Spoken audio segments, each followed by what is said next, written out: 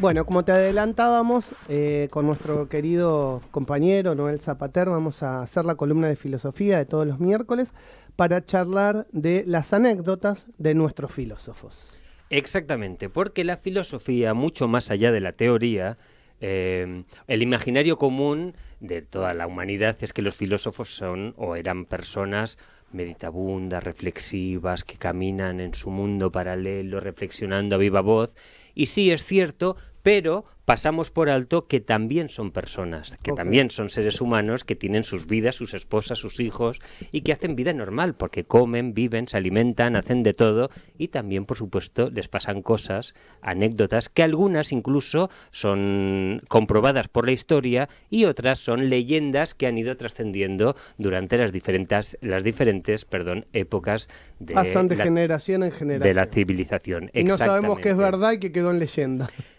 Esas son las leyendas, Exacto. que son datos incomprobables, pero que bueno, van pasando de generación en generación a través de la historia de la humanidad y bueno, ahí quedan. La historia misma, ¿no?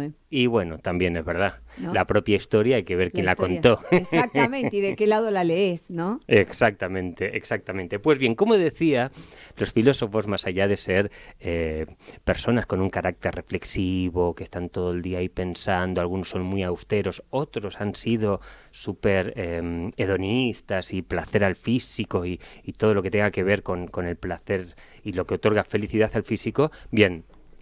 Vamos a empezar, si os parece, por Sócrates. Dale. Primero, hay que comentar que Sócrates nunca dejó nada de sus teorías y de sus pensamientos por escrito. Okay.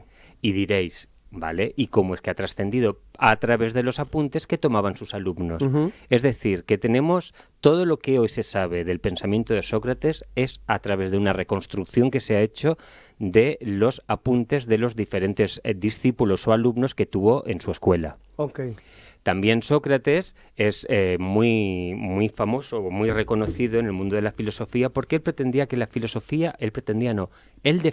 filosofía debía ser una herramienta al servicio del hombre, es decir, que le ayudara a vivir, a convivir, bueno, en fin, al servicio del hombre y de su vida. Y por otro lado, que a mí es la parte que más me gusta de Sócrates y que me gusta recordar siempre que lo trato, es la mayéutica.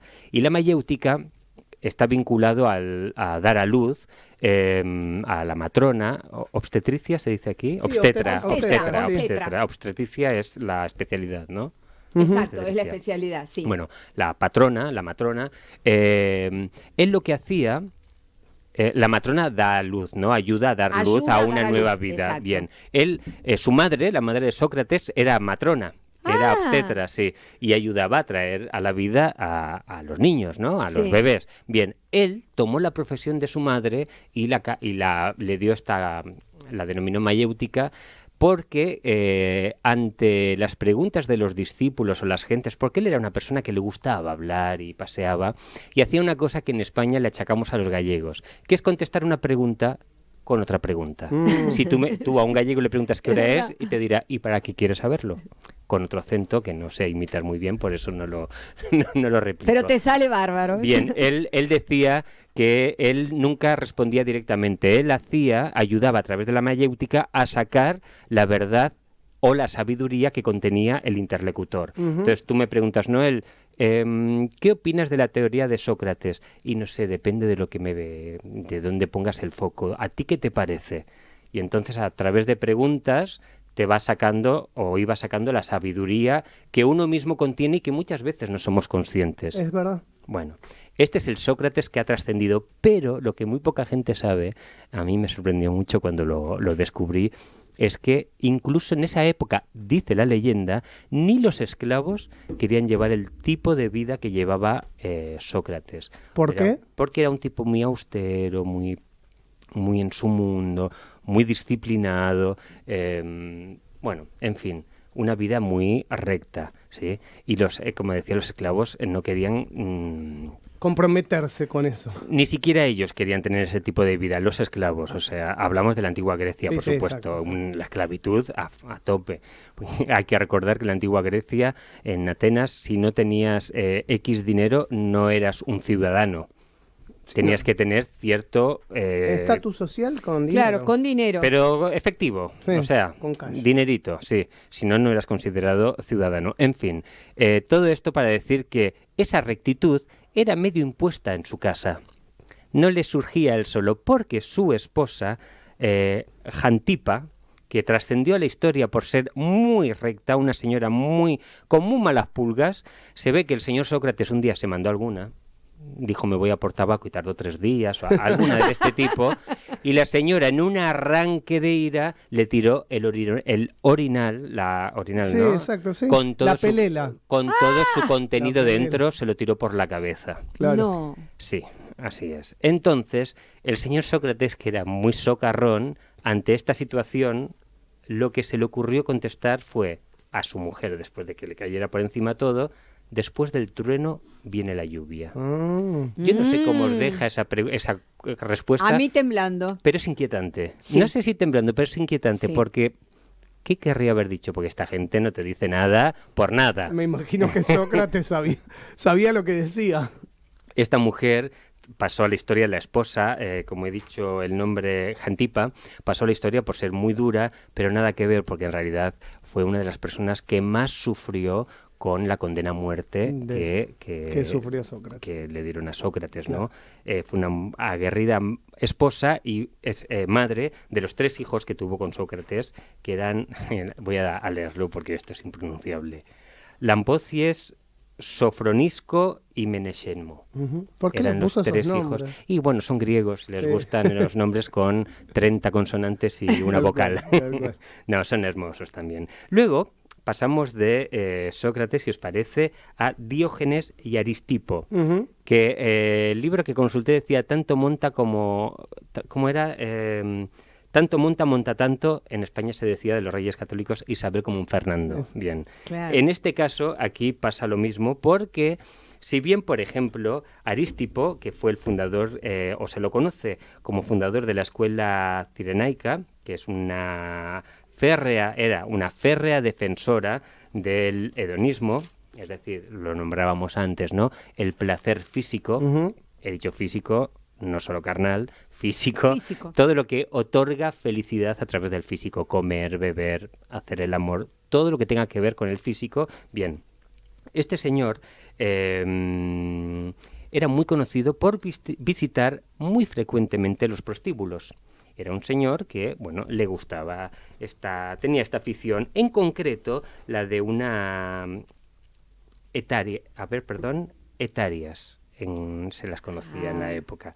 Bueno, en concreto iba al de una mujer en concreto que era muy famosa en la época por sus habilidades como vinculadas a la profesión que desarrollaba. Mira. Me ha costado decirlo. No, así, sí, pero lo dijiste muy sutilmente. Bueno, Igual uno se va imaginando todo con lo que estás contando. claro, es peor a veces ser políticamente Exacto. correcto, porque dejar a la libre interpretación la imaginación del ser humano Sí. no tiene barreras. límites, no tiene La límites. interpretación y la imaginación. Peor no. todavía, peor todavía. Bueno, como iba diciendo, era un señor que le gustaba mucho ir a disfrutar de los servicios de estas señoras, y en una ocasión se lo vio acompañado de una en concreto, y un discípulo le dijo: oye, ¿a ti no te da vergüenza, como ética y moralmente, no te da cosa compartir lecho con una mujer que duerme y da placer a otros hombres? Y este señor, muy irónicamente, Aristipo, le dice: no, perdón, es que yo no le pago para que se acueste con otros hombres, y yo la pago para que se acueste conmigo. Una ironía que yo, en cuanto lo leí, dije, es que es lo que nos pasa constantemente. No que vayamos a este tipo de...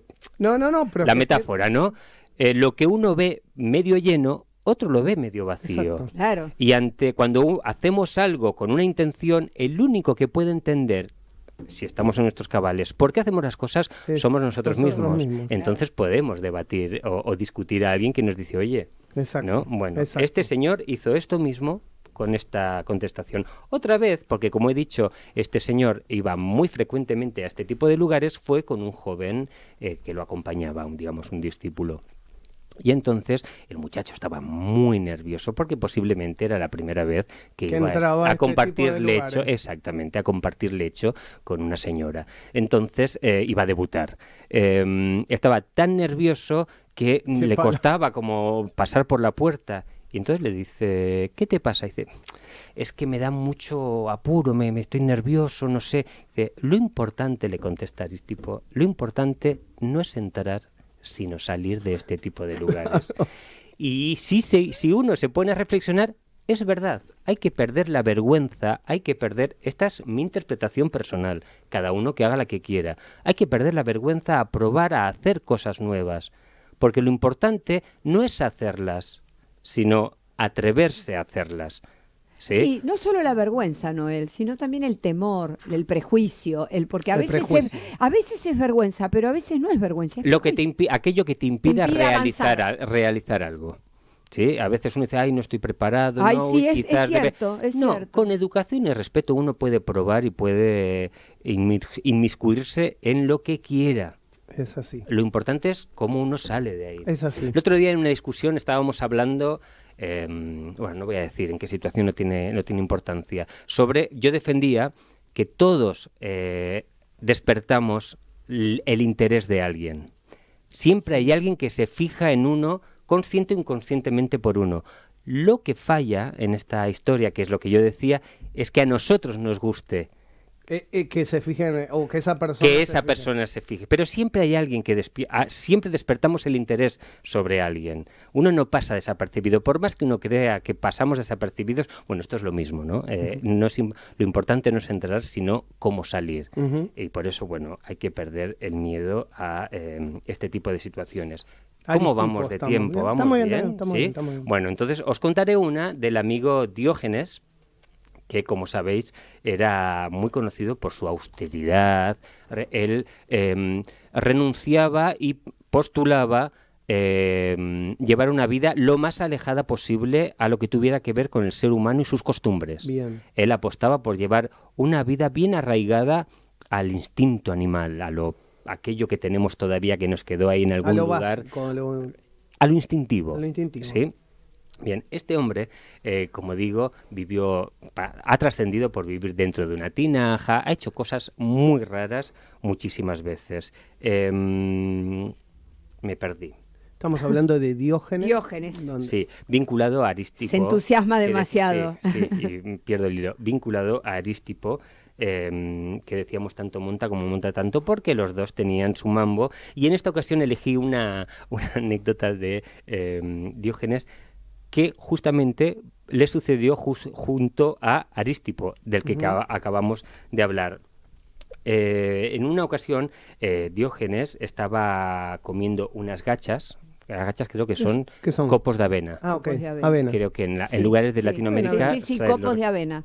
Y entonces, Aristipo, que estaba comiendo las gachas, Diógenes le pregunta, ¿te das cuenta que si comieras gachas no necesitarías adular a los tiranos?